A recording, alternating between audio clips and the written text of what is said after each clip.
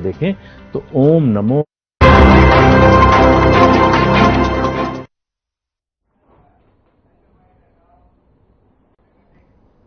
नमस्कार, हमारा उत्तर प्रदेश देख रहे हैं आप और मैं हूं आपके साथ गौरव राजेंद्र। बुलेटिन की शुरुआत करते हैं। बीजेपी ने संगठन पर्व सदस्यता अभियान 2024 का शुभारंभ कर दिया है, जिसमें संबोधित करते हुए पीएम मोदी ने कहा कि सदस्यता अभियान का एक और दौर शुरू हो गया है। तो वहीं भारतीय जनसंघ से अब तक हमने देश में एक नई राजनीतिक संस्कृति लाने का प्रयास किया है और पीएम मोदी ने और क्या कुछ कहा आपको दिखाते हैं। भारत माता की, भारत माता की, भारत माता की। भारतीय जनता पार्टी के राष्ट्रीय अध्यक्ष श्रीमान नड्डा जी, राजनाथ जी, अमित भाई और सभी साथी,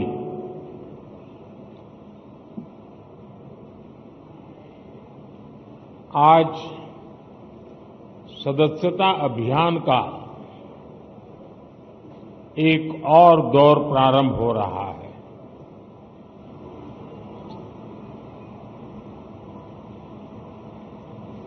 भारतीय जनसंघ से लेकर के अब तक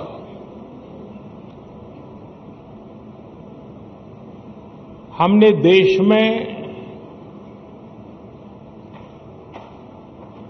एक नई राजनीतिक संस्कृति लाने का भरसक प्रयास किया है।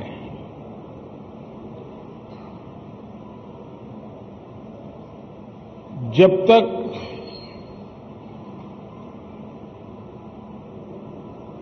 जिस संगठन के माध्यम से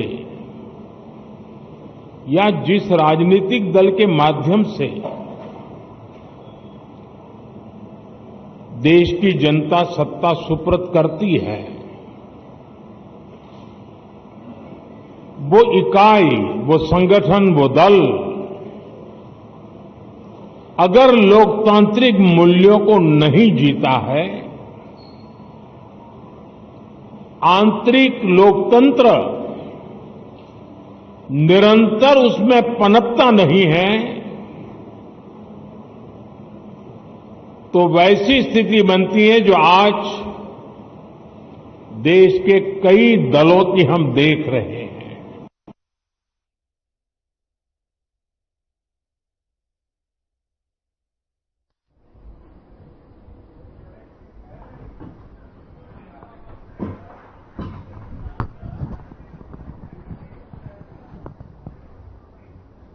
उधर लखनऊ में Mohan Bagan versus East Bengal football match का आयोजन किया गया। आपको बता दें कि जिसमें सीएम योगी आदित्यनाथ ने मुख्य अतिथि के तौर पर शिरकत की। माता की जहां तक आवाज जा रही है, लखनऊ के दर्शक इतनी जोर से अपनी आवाज लगाएंगे कि बंगाल तक ये आवाज जरूर पहुंचे। भारत माता की, भारत माता की, भारत माता की।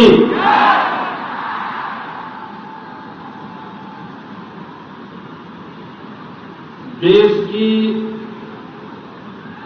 फुटबॉल जगत की दो प्रतिष्ठित professional team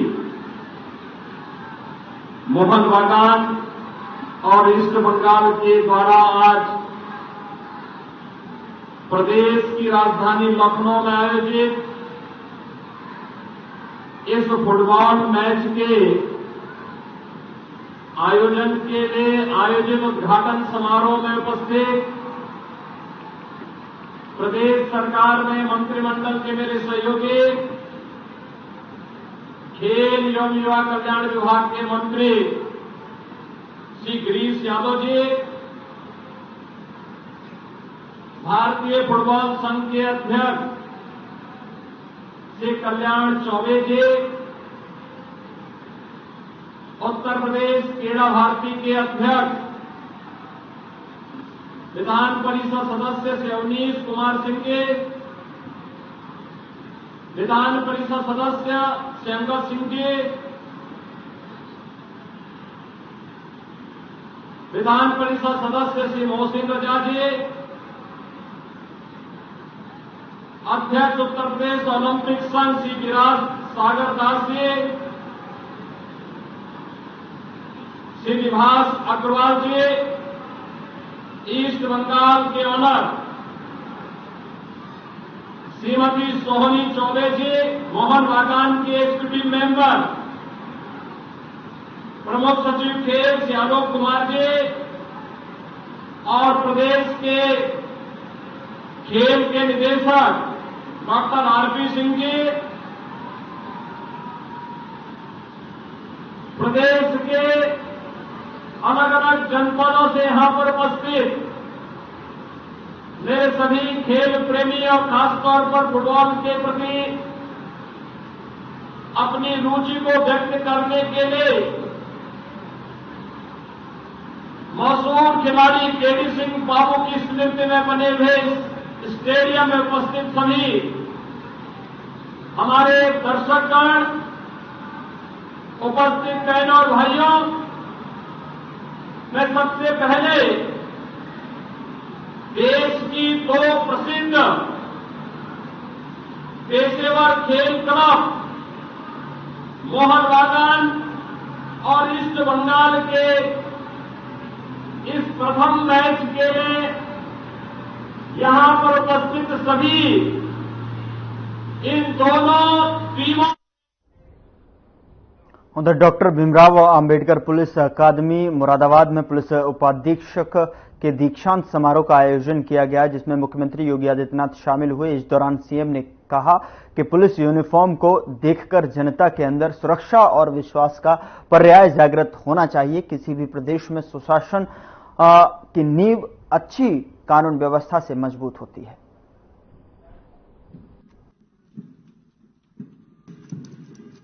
doctor Bhimrao Ambedkar police अकादमी मुरादाबाद में पुलिस उपाधीक्षक दीक्षांत परेड समारोह के आज के इस कार्यक्रम में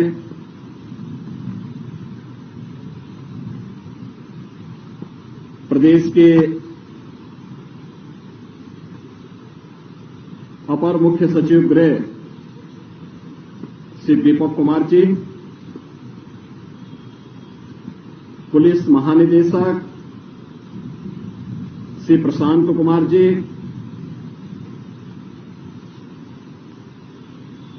महानिदेशक प्रशिक्षण श्रीमती तिलोत्तमा वर्मा जी, निदेशक अकादमी अपर पुलिस महानिदेशक श्री राजीव सबरवाल जी, आज के समारोह में उपस्थित सभी गणमान्य जनप्रतिनिधिगण, अभिभावकगण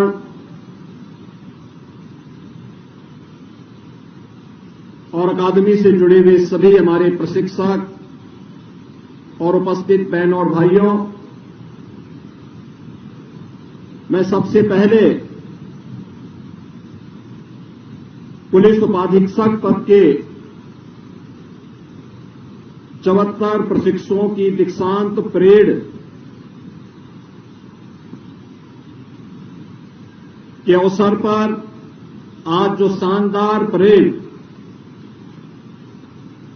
अपने 12 माह 15 दिन के प्रशिक्षण के दौरान इन प्रशिक्षु पुलिस उपाधीक्षकों ने हम सबके सामने प्रस्तुत किया है, इसकी सराहना करते हुए आप सभी 74 पुलिस उपाधीक्षकों को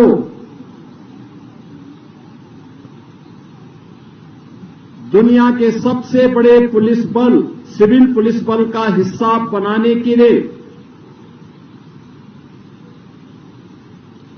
हृदय से बधाई देते हुए आप सबको भी मैं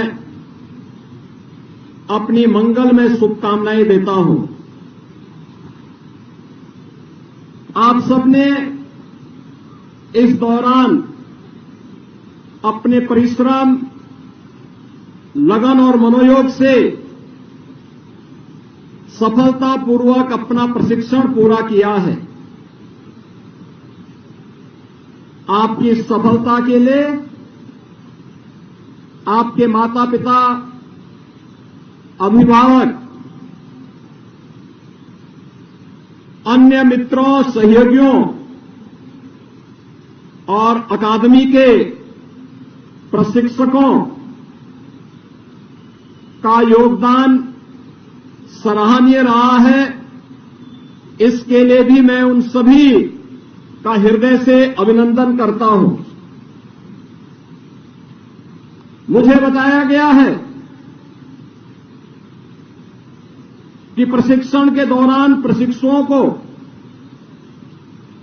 अंतःकक्षीय प्रशिक्षण के अंतर्गत कानून व्यवस्था, विधि, मानवाधिकार, साइबर क्राइम, पुलिस रेगुलेशन, विधि विज्ञान, भाषा ज्ञान इत्यादि से जुड़े हुए विभिन्न विषयों के बारे में जहां अध्ययन कराया गया, वहीं साथ ही साथ 1 जुलाई 2024 से 3 नए कानून, भारतीय न्याय संहिता 2023, भारतीय नागरिक सुरक्षा संहिता 2023, भारतीय साक्ष्य अधिनियम 2023 के रूप में इन नए कानूनों के बारे में भी प्रशिक्षण इन सभी प्रशिक्षुओं को उपलब्ध करवाया गया।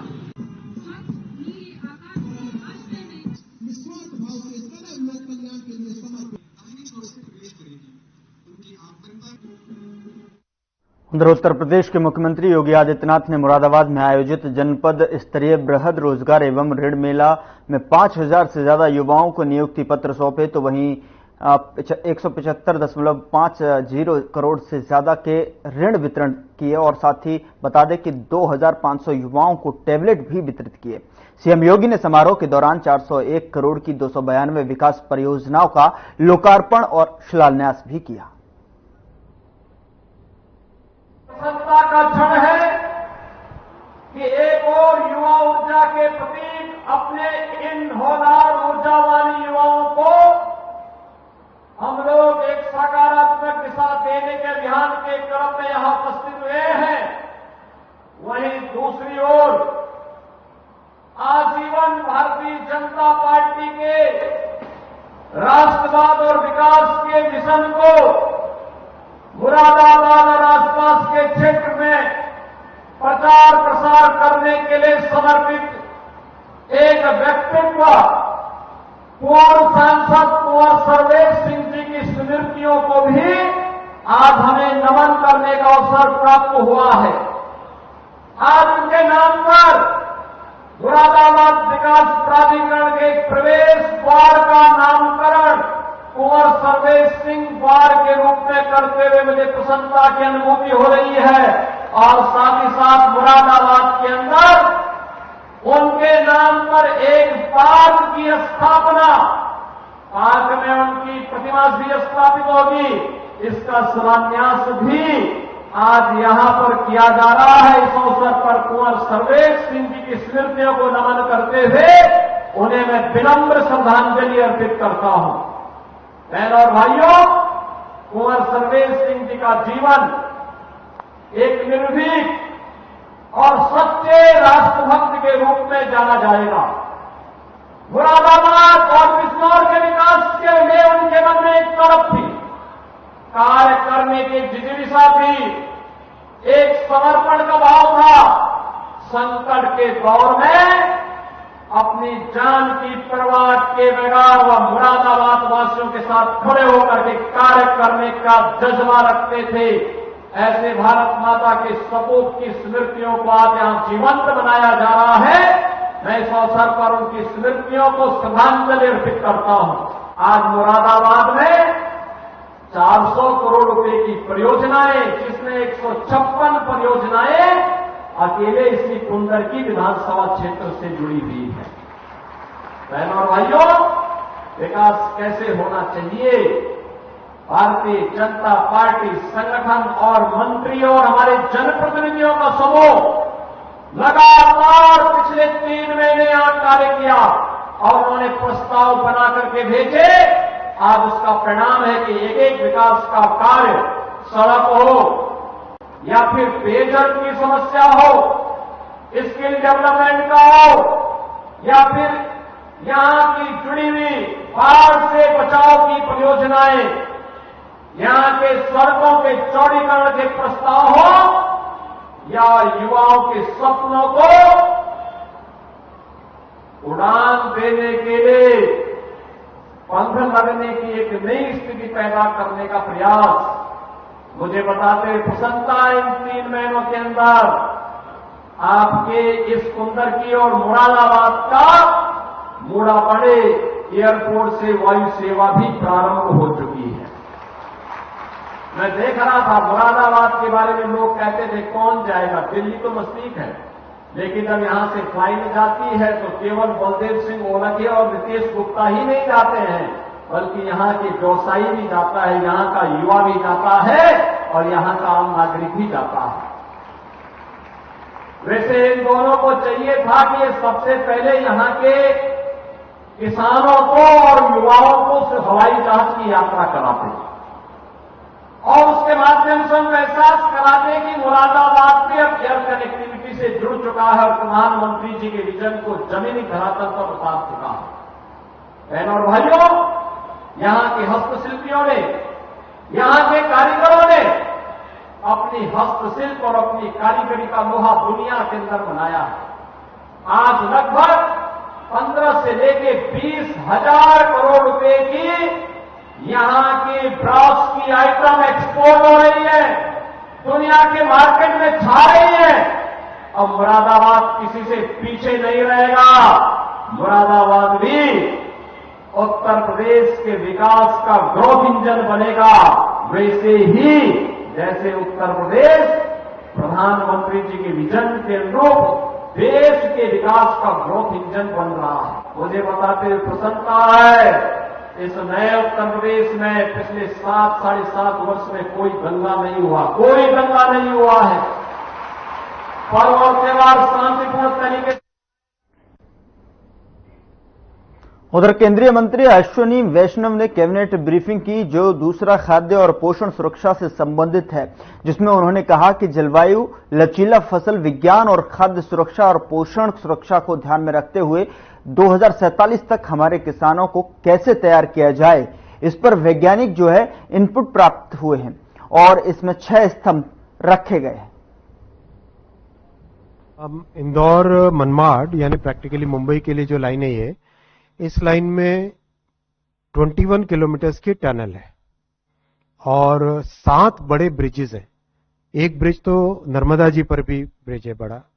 तो ये जो 7 बड़े ब्रिजेस हैं, इन सब में शुरू से ही डबल लाइन के हिसाब से डिजाइन कर रहे हैं। टनल का डिजाइन भी इस तरह से कर रहे हैं कि भविष्य में इसकी कैपेसिटी बढ़ानी पड़ेगी। हम लोगों का एस्टिमेट है कि बनने के विद इन फ्यू इयर्स इसमें डिमांड और बढ़ेगी और इसमें और कैपेसिटी बढ़ाने की रिक्वायरमेंट आएगी। तो अभी ये सिंगल लाइन है, लेकिन इसका करीब करीब सारा डिजाइन इस हिसाब से किया जा रहा है कि आगे जल्दी से इसको डबल लाइन में कन्वर्ट किया जा सके।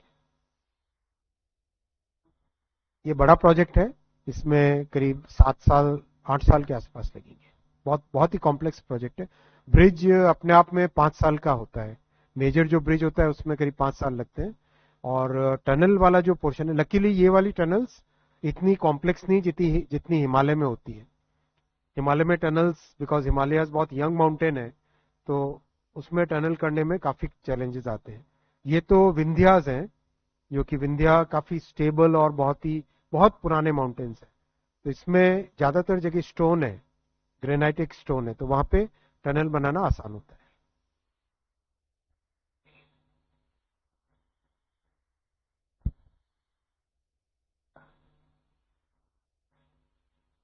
दोनों बहुत अलग है।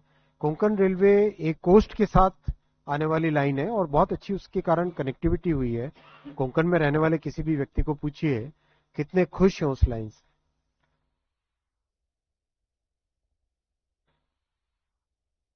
यहाँ पे ऑलरेडी जो इंदौर एक बहुत बड़ा इंडस्ट्रियल सेंटर ऑलरेडी है, फिर धुले में, नर्मदा में, पास में उत्तर महाराष्ट्र में इंडस्ट्रियल बेस और खासकर एग्रीकल्चर से related.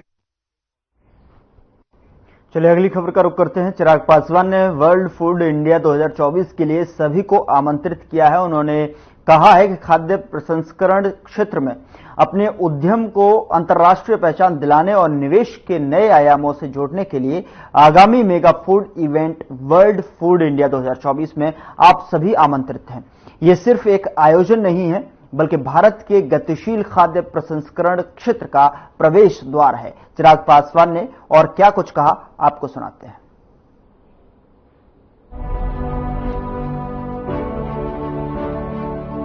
Today, India is touching new heights, propelled by the food processing sector with supportive policies and latest technologies.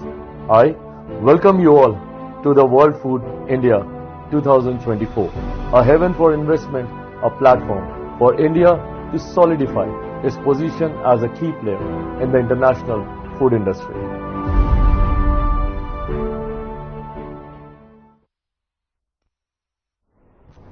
उधर वरिष्ठ बीजेपी नेता राजीव चंद्रशेखर ने बीजेपी मुख्यालय में से संवाददाता सम्मेलन का संबोधित किया है। उन्होंने कहा है कि जब कॉन्फ्रेंस कांग्रेस की कोई महिला नेता शोषण का आरोप लगाती है तो कांग्रेस उसे चुप करा देते हैं और पार्टी से निकाल देते हैं। इसके साथ ही उन्होंने कहा कि केरल के लोगों को पता होना चाहिए कि INDI गठबंधन यानी इंडिया जो गठबंधन सहयोगी, चाहे वो CPM हो या फिर कांग्रेस, उनका महिलाओं की सुरक्षा न करने और कार्यस्थल पर उनकी गरिमा को बरकरार न रखने का रिकॉर्ड है। मैं आज I want to speak to you about the Congress politics of what they say before an election and what they do after an election. आप सब जानते हैं, you all know, Priyanka Gandhi का एक फेमस डायलॉग है इलेक्शन से पहले, लड़की हूं लड़ सकती हूं। इलेक्शन से पहले और इलेक्शन के दौरान हमारे राहुल गांधी जी कॉन्स्टिट्यूशन को सेव करने निकले थे। उन्होंने कहा भी India can not protect it's women. ये सब वो इलेक्शन से पहले कहते हैं। और आज जब कोलकाता में, कन्नौज में, केरल में महिलाओं पर अत्याचार, बलात्कार, rape, horrendous crimes, molestation, harassment हो रहा है, उनका एक चुप्पी है, they remain a studious silence. Today, and most of you are aware, Kerala recently, after 5 years of backfooting and backpedaling, उधर प्रधानमंत्री नरेंद्र मोदी के आगामी ब्रुनेई और सिंगापुर दौरे पर विदेश मंत्रालय में पूर्व सचिव जयदीप मजूमदार ने बताया कि सुल्तान हाजी हसलन बोल्किया के निमंत्रण पर प्रधानमंत्री नरेंद्र मोदी को 3 और 4 सितंबर को ब्रुनेई दारुसलाम की यात्रा पर जाएंगे और इसके बाद वे सिंगापुर के प्रधानमंत्री लॉरेंस वोंग के निमंत्रण पर सिंगापुर जाएंगे, जो कि 4 से 5 सितंबर को निर्धारित है। आपको बता दें कि प्रधानमंत्री मोदी की ब्रुनेई यात्रा किसी भारतीय प्रधानमंत्री की पहली द्विपक्षीय यात्रा होगी। A visit to Brunei and to Singapore. He is traveling to Brunei at the invitation of His Majesty Sultan Haji Hassan Al Bolkiah, and the visit is scheduled for 3rd and 4th of September, and after that he will travel to Singapore at the invitation of His Excellency Mr. Lawrence Wong, the Prime Minister of Singapore, and that visit will be over 4th and 5th of September. Let us take up the Brunei leg first. This will be the first ever bilateral visit by an Indian Prime Minister to Brunei, and it coincides with the 40th anniversary of establishment of diplomatic ties between our two countries this year.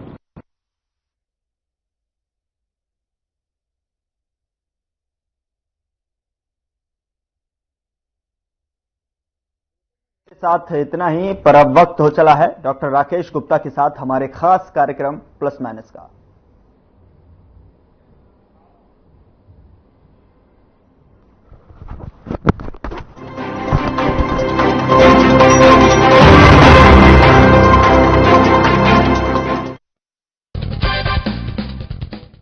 पांच साल पहले वर्ष